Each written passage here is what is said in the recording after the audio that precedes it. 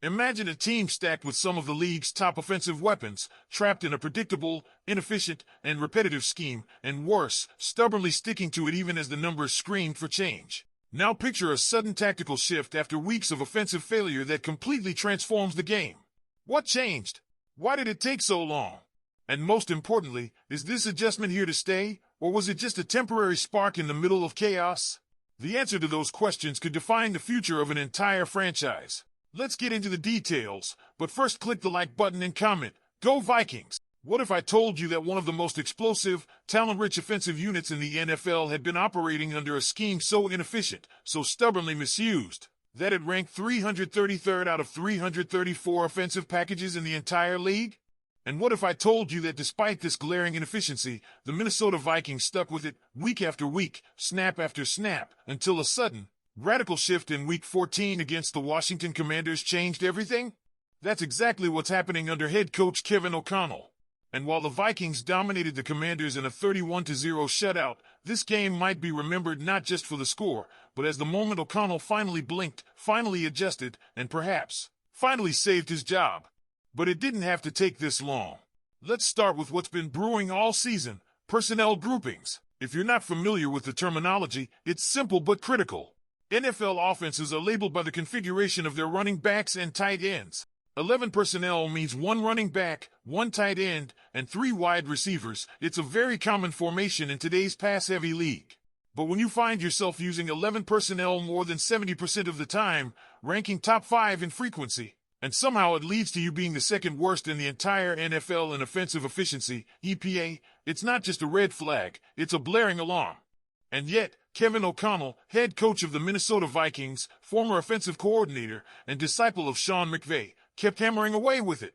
Despite having weapons like Justin Jefferson, Jordan Addison, Jalen Nailor, Aaron Jones, and T.J. Hockenson, the Vikings were producing results worse than teams like the Titans, Jets, and Browns when using 11 personnel.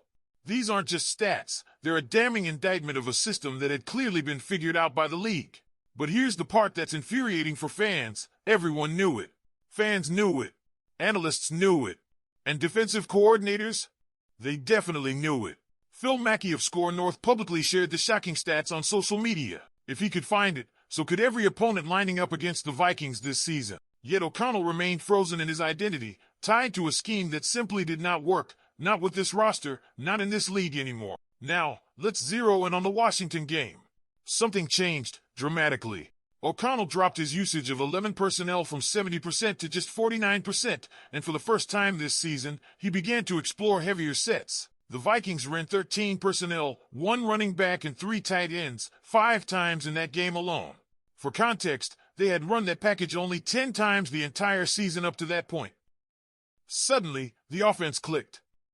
Suddenly, the Vikings were dominant. So the question that echoes through every locker room, press box, and fan forum in Minnesota is this: what took so long? If you followed O'Connell's coaching tree, you know he's from the Sean McVay system. The twist? McVay actually uses 13 personnel more than anyone else in the league. The very offense that molded O'Connell is built on adaptability, on leveraging tight ends, on misdirection, and pre-snap motion. But O'Connell, perhaps out of ego or stubbornness, or a belief in his own tweaks, refused to follow the proven formula until he had no other choice. What makes this even more confusing is that the Vikings have the personnel for heavier sets. They didn't stumble upon a new tight end in Week 14. They paid Josh Oliver $24 million over 3 years this offseason, primarily because he's one of the best run-blocking tight ends in the NFL. And with T.J. Hockenson already on the roster, this team was built for 12 and 13 personnel from the beginning. So again, what was the holdup? This stubbornness has sparked real questions about O'Connell's leadership. Despite winning Coach of the Year, despite his early success, it now appears that the league has adjusted to him, and he didn't adjust back. Until now. The concern isn't just that he was wrong, it's that it took a complete offensive collapse and a near-disastrous season for him to admit it. And it's not just the formation, it's his quarterback usage too. His system, built for veteran QBs like Kirk Cousins or even Sam Darnold, demands complex reads, layered throws, and full-field progressions. But in J.J. McCarthy's case, it wasn't the right fit. And yet, the offense wasn't simplified. It wasn't tweaked to suit a young quarterback until week 14, when we finally saw a game plan that looked built to support McCarthy. More tight end, more running, simpler reads, quicker throws. And guess what? It worked. So now we're at a crossroads. O'Connell has shown he can adapt. The Commanders' game was a potential turning point, but one good game doesn't erase a season full of poor decisions. If he reverts to his old ways against the Cowboys, trying to force deep passing plays behind questionable protection and with a rookie QB still learning the NFL speed, we could be right back to the offensive mess that got him on the hot seat in the first place. This 4-game stretch is now everything. O'Connell isn't just coaching for a playoff spot. He's coaching for his job. This is year 4. The excuses are wearing thin. The talent is there. The path is clear. The only thing left is the execution, and whether he's willing to stick with what finally worked.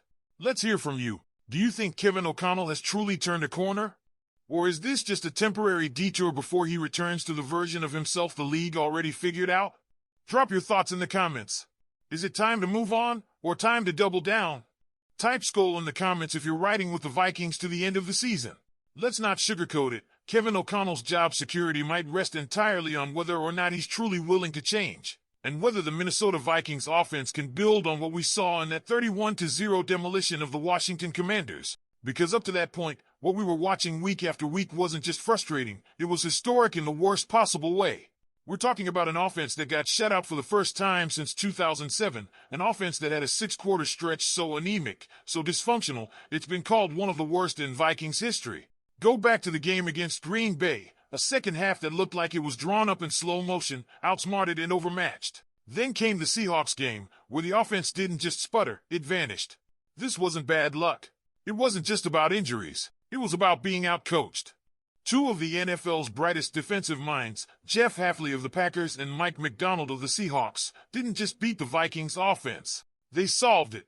They identified O'Connell's tendencies, dissected his 11 personnel predictability, and sent his scheme into a tailspin. And O'Connell, for too long, didn't seem to have an answer. That's where the frustration comes in, because it's not as if Kevin O'Connell doesn't know football. He's clearly a smart coach, a capable leader, and he has a solid track record in a relatively short head coaching career. But intelligence isn't the same as adaptability. The NFL doesn't reward how much you know, it rewards how fast you adjust. That's what separates the Sean McVays, Kyle Shanahans, and Andy Reids from the rest. And yet, here's where the story could take a twist that turns frustration into redemption. Against the Commanders, we didn't just see a change in personnel groupings. We saw a philosophical shift. The offense looked tailored for the actual players on the field, not the imaginary ideal version of O'Connell's system. It looked like he finally embraced the truth. Coaching isn't about installing a system and forcing your players to execute it. It's about building a system around your players' strengths. That's where J.J. McCarthy enters the spotlight. McCarthy isn't a 10-year vet. He's not Kirk Cousins. He's not built for 50-throw games behind shaky protection.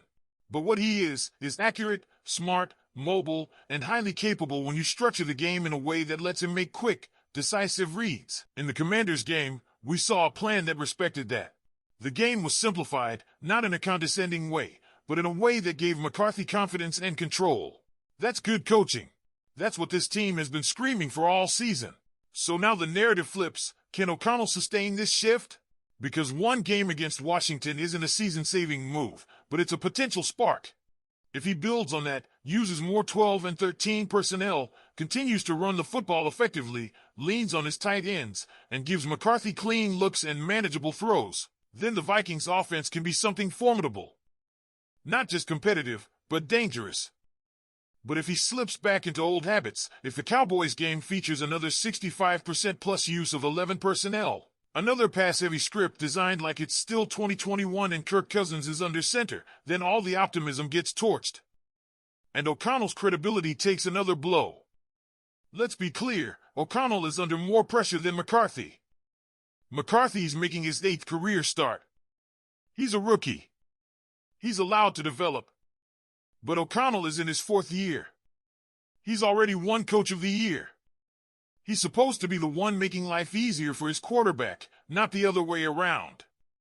And that's the danger of where this franchise could be headed if leadership doesn't take a hard look at itself. If the Vikings start next season with O'Connell on the hot seat and they begin 2-4, you're looking at a mid-season firing. You're looking at wasted time. That's why this moment matters. That's why this isn't just about beating Washington. It's about using that win as a blueprint. Because guess what? The most successful offenses in the NFL this year have something in common. They use multiple tight ends, they mix personnel, they create versatility, they give their quarterbacks options. It's not complicated. It's evolution. And it's happening in real time.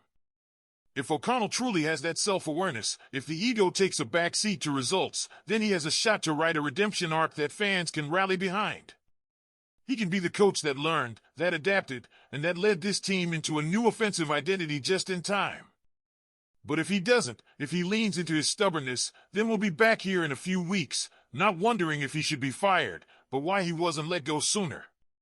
The next few games will tell us everything. Not just about Kevin O'Connell, but about the direction of the Minnesota Vikings. About whether this franchise is serious about building a contender or content to be a cautionary tale about offensive pride and wasted potential. Vikings fans, now it's your turn. Do you believe O'Connell has learned from his mistakes? Should he be given another season if the team finishes strong?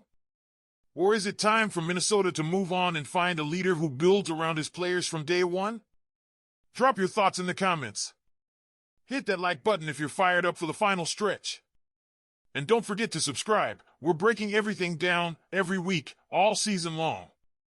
Let's ride this out together. SKOL!